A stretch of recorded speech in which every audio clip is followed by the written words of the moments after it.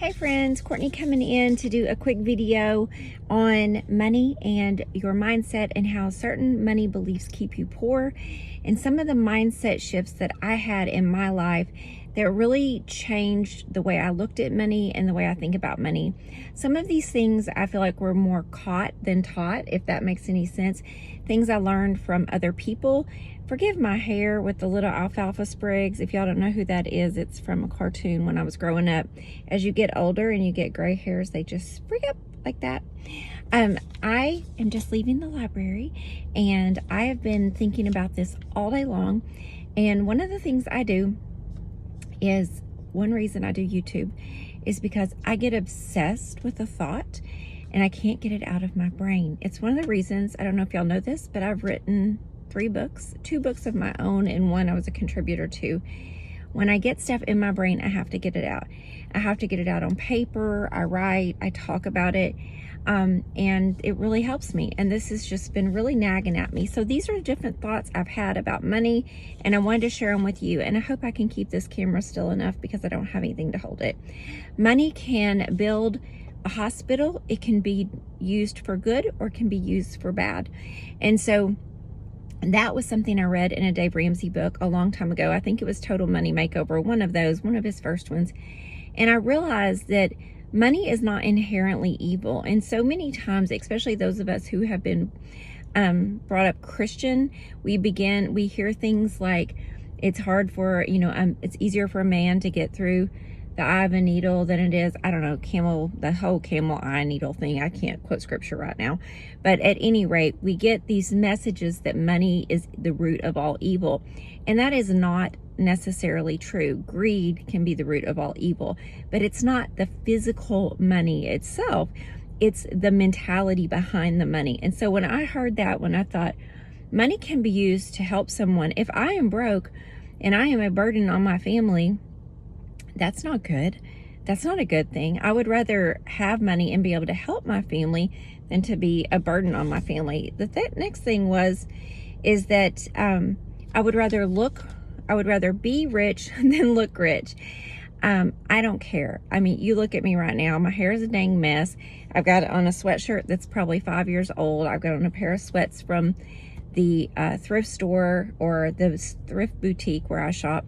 And I just don't really care. I would rather have money in the bank, I'm gonna lock this door here, than to have a Gucci belt on. I just don't care. I mean, if that's what you want to spend your money on, your bills are paid and you're saving, that's your business. But I don't care. I like to have security. Another one is money is an exchange of energy. So many of you know I'm a yoga therapist. I've been teaching yoga for 22 years. I'm on sabbatical. I feel like I say that all the time, but it may be your first time here. And one thing in the yoga community is teaching for free. People talk about that a lot. They think that in India, yoga was taught for free. That's not true. There was an exchange. Oftentimes people would bring potatoes or onions, but there was generally an exchange of energy for when people would get yoga. So something was given. It just might not have been monetarily. And when I started thinking about that, I have bartered a lot over the years for yoga. I've had facials. I've never paid for a facial, but I've had a lot of them. I have had a lot of massages. I've had yard work. I have done a lot of trading for things over the years. And when I started to see what is my energy and time worth, I value myself in that way. And that is also for saving. I look at my life as a home economist. That's how I look at myself. The past 2 days, I have been working on an insurance audit for my husband and my business. I have been working on cleaning my Airbnb all day, which is one reason I look a hot mess. And I have been working hard today, but I also work a lot on saving, cooking scratch meals, shopping, using techniques to save money. I just went to the library. I got 2 books here. I'm going to a meeting tonight. That's free for entertainment. I went to a class on canning last night. That's free. I do a lot of things for free. I focus a lot on our finances, on how to save money, cut expenses. And I look at that just like it's a job. And I figure out how to have our money make money for us and how to not waste what we have.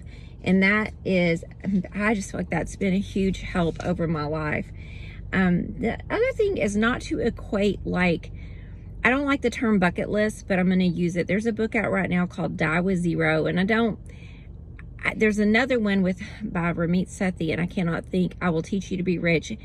Both of these guys are a little extreme for me, because I do think it's important that while we're on the path to financial independence, debt freedom, building wealth, all of those things, so that you're not a burden on other people and that you can take care of yourself, and that hopefully you can also help other people, that along the way we need to be helping other people. Along the way we need to be enjoying our life. We do not have to completely not have a life just because we are or stop our bucket list just because we're trying to save money or build wealth. And so for me, there were things I wanted to do. I wanted to have a yoga school. I wanted to write books. I wanted to do all kinds of things, and I've done a lot of the things I wanted to do. I honestly don't really have any major goals other than, for me, I really wanted to be a mom. And I'm a mom. I've had 4 kids, and I'm looking forward now to spending time with my grandchildren. There's not a lot that I feel like I want to do. And there are things I think I would enjoy doing. There's a difference. There are things I think I would enjoy doing, but there's not a lot that I just sit around thinking, man, I need to accomplish that, or I need to go on that trip. So don't let the path of wealth or saving, though, get in the way of you having a vacation or doing that. I do think it's important to get out of debt. You don't need to be going on fancy vacations if you're in debt, or buying fancy furniture or purses or whatever. You need to get out of debt first. But you can still find ways to have fun and enjoy life for free or for next to nothing.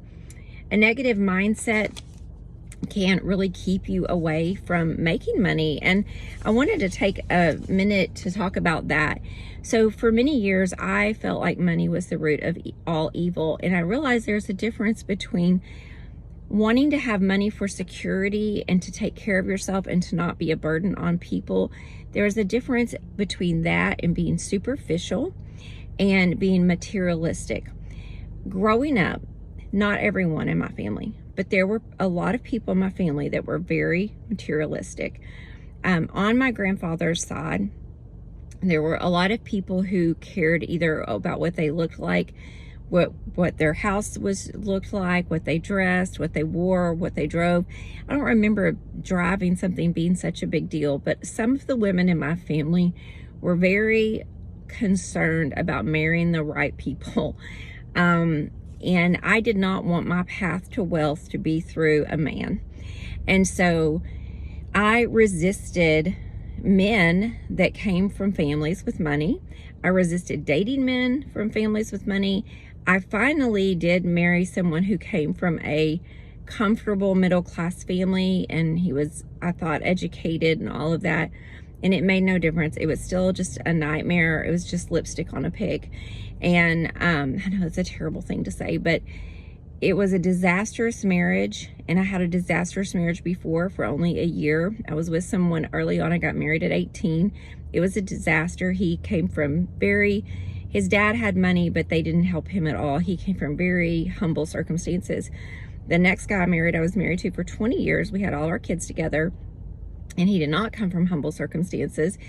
And it was just as big a disaster. What I learned was you can't, just because someone has money or comes from money, has no bearing on their character whatsoever. You have to look to see if people are materialistic. That's what worries me, is when I see materialistic.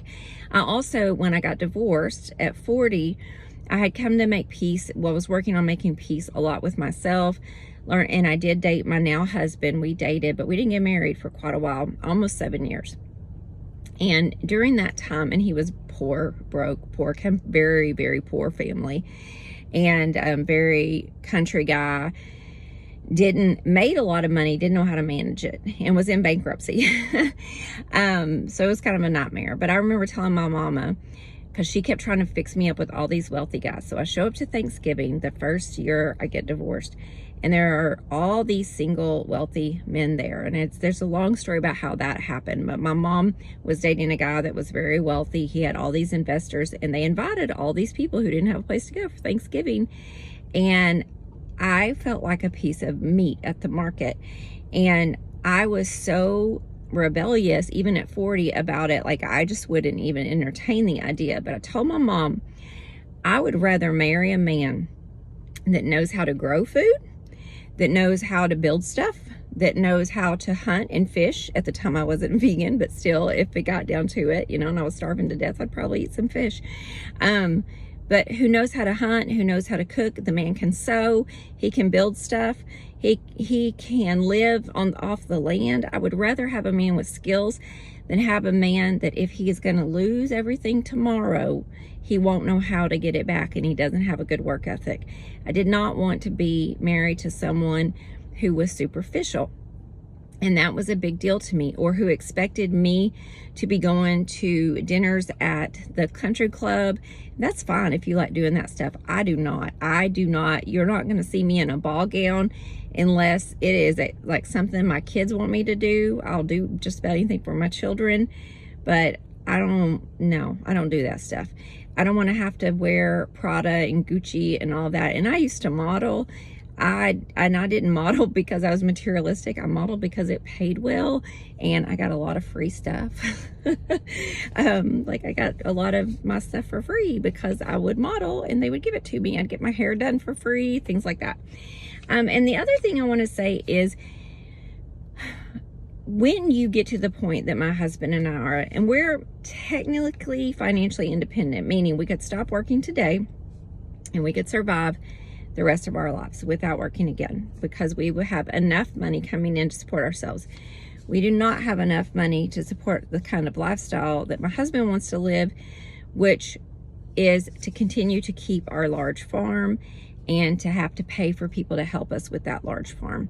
So my husband is continuing to work another year or two to put back some money until we can start drawing off of our investments. And when he draws his Social Security and pension plus our investments, that will give us a really comfortable income the rest of our lives. And that's all financial independence is. But I'm going to finish this story and then we'll get to my meeting. My husband last night was in a really kind of mopey place, and he said, I'm just feeling really bad that I didn't prepare better for retirement. He'll be 65 in April. And he said, because I should be drawing $3,000 to $4,000 a month in my pension if I hadn't been stupid and taken it out early. So he drew off of his police pension when he was young, and he left, he took the money out. It was $5,000 then, but it would have grown significantly and made his pension worth a lot more. He also job hopped a lot back in the days. It's not like today. He would move from one precinct to the other, honestly chasing a woman because he got married, he had problems, they divorced, he chased her, came back, and it really messed up his retirement. But the thing is, like, we can't go backwards and look at that. But the fact is, what we have done in the past 10 years is paying dividends now. I told him, I said, let's think back if we had taken a different path. Let's say we didn't get married. Because we're a superpower together, I've got the business mind and he's got the work ethic and the energy. Our business has done great. We have saved a ton of money. We started investing. We paid off our house. We are both extremely frugal, and we're going to be okay in retirement. We're going to have a comfortable retirement where neither one of us probably would be able to retire. He probably wouldn't be able to retire till he's 70, and he could technically retire today if he wanted to. My husband is a workaholic. I left my job last November and am working just for him, for our business. So if you will think back, or think forward, where do I want to be in 5 years? Where do I want to be in 10 years? And why do I want to be there? For me, I don't want to be a burden on my family. I have a lot of worry, to be honest with you, about my parents. My dad and stepmom will probably be fine. I think they've taken care of their business. My mom, probably not. I will probably have to deal with a lot of that when she passes, and it scares me, and I worry about her all the time because of her financial situation, and I don't want my children to worry about me. Also, I have 4 children and 2 of them don't live near me. I want to be able to see my grandchildren. I want to be able to go see my children. And when I get to be old, I don't want my kids worrying if I have enough money to eat, or how they're going to take care of me if I have to go in a nursing home or something like that. So at any rate, think about where you want to be, or think about where you would be if you hadn't made good choices. And I have the privilege now of looking back and saying, my husband and I made conscious decisions 12 years ago when we started dating. I started talking about money right out the gate. Like within the first couple of dates, I'm like, I'm not marrying a man who doesn't pay his bills. You're going to fix all this crap that you have with your ex-wife, because they were in bankruptcy. They were already divorced. I'm like, you're getting all, I told my husband, you're getting all this stuff straight.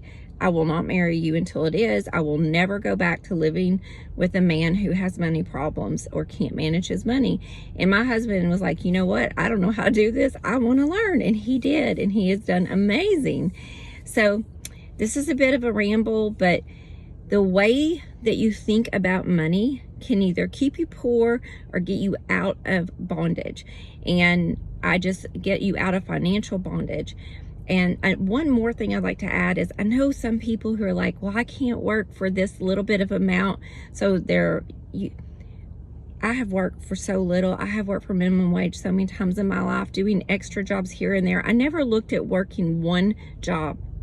I might clean houses and make $25 an hour, but I'm working a job making $10 an hour. Sometimes you got to work multiple things until you're out of debt and until you have some money invested, and then you start building. So anyway, I know it's been a bit of a ramble, but this is the most important tool to getting out of financial bondage and having financial freedom. Thank you for listening. I appreciate you, and have a wonderful day. Bye, y'all.